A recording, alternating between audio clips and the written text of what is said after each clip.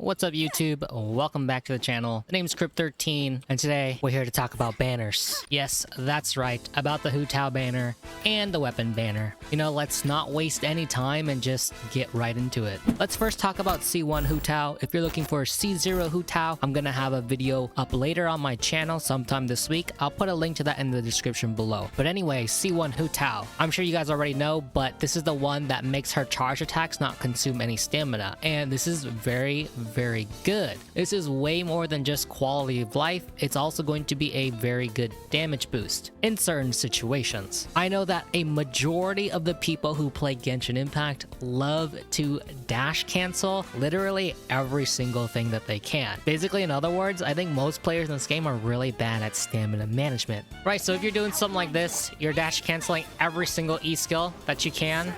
When you swap into your Hu Tao, you're not gonna have as much stamina to be able to use all your charge attacks. Now, within one rotation of Hu Tao's charge attacks, she can get 7 to 8. 7 if you use your elemental burst at the end of your E skill, 8 if you don't use your elemental burst, but that's generally about how many charge attacks that you can get. And a charge attack costs 25 stamina. Multiply that by 8, that's going to cost you 200 stamina. And if you've collected all of the collectibles in this game, you should have 240 stamina. So if you don't have at least 200 stamina when you are swapping into Hu Tao, you won't be able to get all that damage. You're going to be missing a couple charge attacks. And so that's just damage you're just leaving on the table for free. So C1, pretty good in that sense. But if you're good at stamina management, then you don't really need C1. Also, if you're confident in your dodging abilities as well, because if you don't have a shield for Hu Tao, she is in a lot of danger of being interrupted as well. C1 kind of eliminates those issues. So while it's good, it's definitely not necessary. Either just get better at stamina management or throw on a shield for her.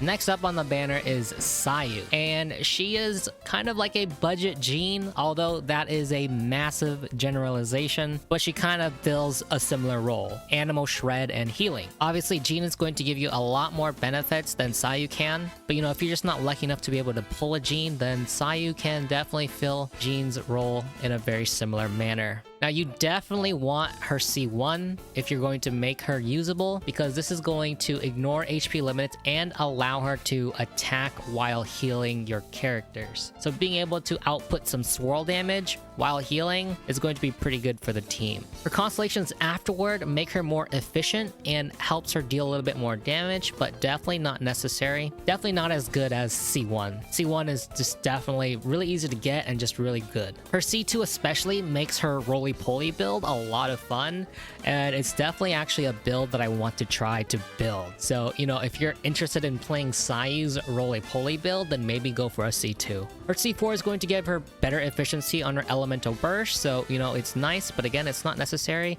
You can just build energy recharge on her. So you'll be sacrificing some things, but all in all, just not absolutely required to make her still be able to fulfill her role. And then, of course, C6 is going to give a big damage boost and healing boost, so it's good, but C6 definitely not necessary. She can heal just fine without it, but Sayu fans and mains are probably going to want everything to make her as strong as possible. But in order to fill that viridescent and healing role, I'd say C1 is what you want. So definitely try to get a C1 Sayu if you can. Next up is Diona. Diona constellations. Diona is, in my opinion, one of the best 4-star shielders in this game, although it's been projected that Thoma is supposed to be the best, because I think people kind of took a look at his numbers, his scaling, and definitely his potential numbers are higher. Although it's my take that Diona is going to be better because of her C2.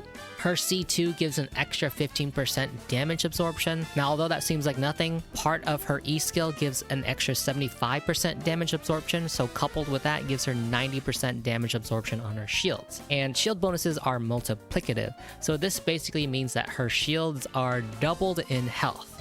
Although she does have low HP, it's only about 1,000 less than Thoma, and when your shields are doubled here, it's still going to be a pretty dang freaking strong shield. The problem with Thoma's shield is that it's a ramp-up shield, so it's actually not going to start off very strong. In fact, it's going to be pretty weak. It has the exact same scaling as Diona's, so theoretically, if you build these characters exactly the same, Diona's beginning shield is going to be better than Thoma's, even though Thoma has a little bit extra max HP. So Diona's shield is a one-button press for a great shield, and Thoma is more of a ramp up style. So this means that if your team is a little bit more quick swappy and you don't use your normal attacks as much, then Thoma's shield is gonna be weaker. But you know, that's just my hot take. We'll see how it actually performs when he comes out. Moving on to our other constellations, C4, honestly, pretty dang useless unless you are an aspiring DPS Diona main. And then C6 gives a fat 20 elemental mastery when your HP is above 50%, which is pretty good, but it's not that good for Hu Tao, specifically because you want to stay below 50% HP. But it's pretty amazing for a lot of other characters. Yeah, so I like this constellation. Really good constellation, and it definitely helps boost the damage of reaction comps. Definitely try to pick up some Diona constellations if you can, as long as you don't mind risking wasting your pity, especially if you're saving for Goro or Ito.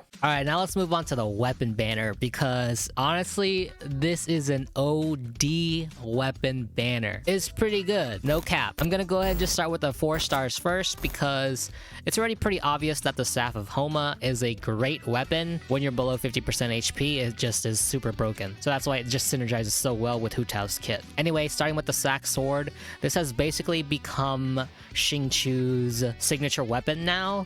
It's great on him. If you have a Xingqiu, you definitely want to pick one of these up if you don't have one already. There are a couple other characters that can use this, but definitely one of Xingqiu's absolute best weapons. Almost necessary. The new polearm, the Wave Breaker's Fin, this is going to be really, really good.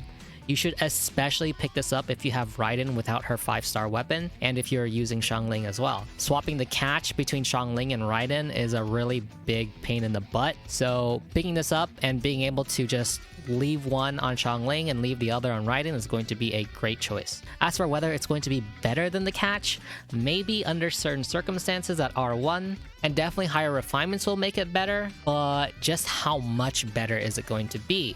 On my channel, I'm definitely going to be doing the math for that, so you have that to look forward to. So go ahead and hit that subscribe button if that's something you want to know. We'll see just how much better it is than the catch. Subscribe button if that's something you want to look at. Now the new bow, it doesn't have as many practical uses as the polearm, because there aren't very many characters that are very burst damage oriented. Characters that I can think of are Aloy, Amber, Sarah, and Venti. Arguably Child, but he's got better options, and definitely not really Diona, Yoimiya, or Ganyu. They have much better options. So apart from those characters, we don't really have that big of a use for the bow.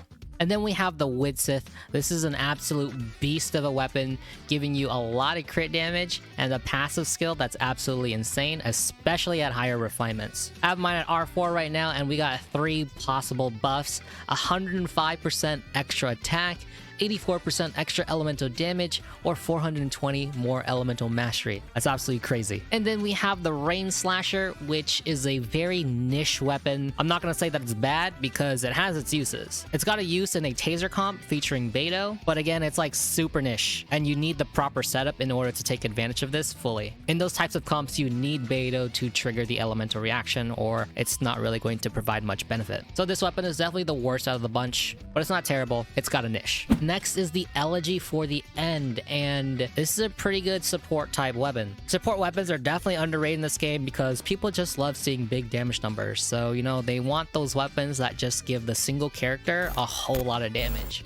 Okay, now what exactly does this weapon do? I feel like a lot of people might not actually know what this weapon does. So we'll just very quickly take a look at what it does. So first off, it just increases your elemental mastery by 60, and when your elemental skill or elemental bursts hit opponents, the character is going to gain a sigil of remembrance. So this is a stack type of weapon. This effect can be triggered once every 0.2 seconds and can be triggered even if the character is not on the field. So again, right, very support type weapon. Once you get 4 sigils of remembrance, they will all be consumed, and then all of your party members will gain 100 elemental mastery and 20% attack. It's going to last 12 seconds, and you can't gain any more stacks for 20 seconds. This weapon also gives energy recharge on the substat, so it allows you to spam those bursts a lot more, allowing you to get those stacks a lot faster. Being on a 20-second cooldown as well, but having a 12-second duration means there's 8 seconds of minimum downtime for this skill. which is not bad at all. 100 elemental mastery and 20% attack is also going to be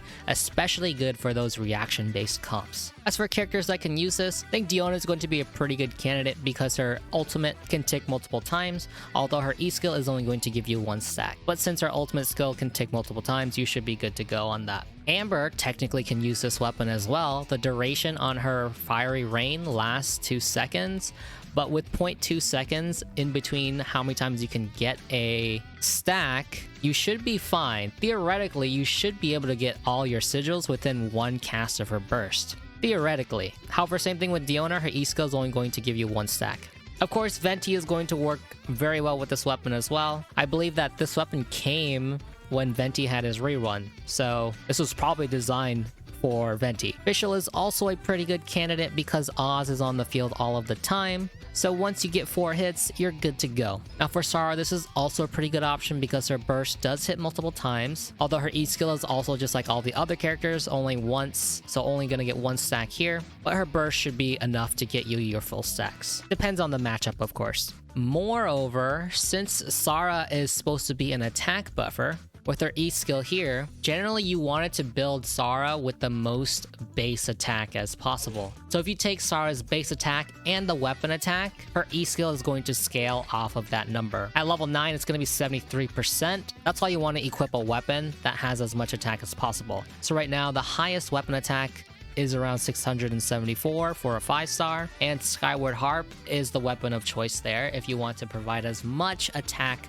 to your team as possible. However, with the Elegy for the end, it is a 608 base attack weapon, but also gives you that 20% attack increase. So once all of the math is considered, it actually ends up being better than using a weapon with 674 base attack. Of course, that 20% attack is going to depend on the character because that 20% attack is simply additive and is going to scale off of the characters that you pass it on to. But in general, right, if we pull out the calculator, we can say the average 5-star character has about, 310 base attack. And if we're just using a 5-star weapon with them or a high base attack 4-star weapon, that's 565 base attack. Let's just call it 565. That gives us 875 base attack, and an extra 20% of that is about 175. So if we compare Elegy of the End and a 674 base attack weapon with 73% as the modifier, Sara gives about 634 attack to the team with a 674 base attack weapon, and 586 with a 608 base attack weapon,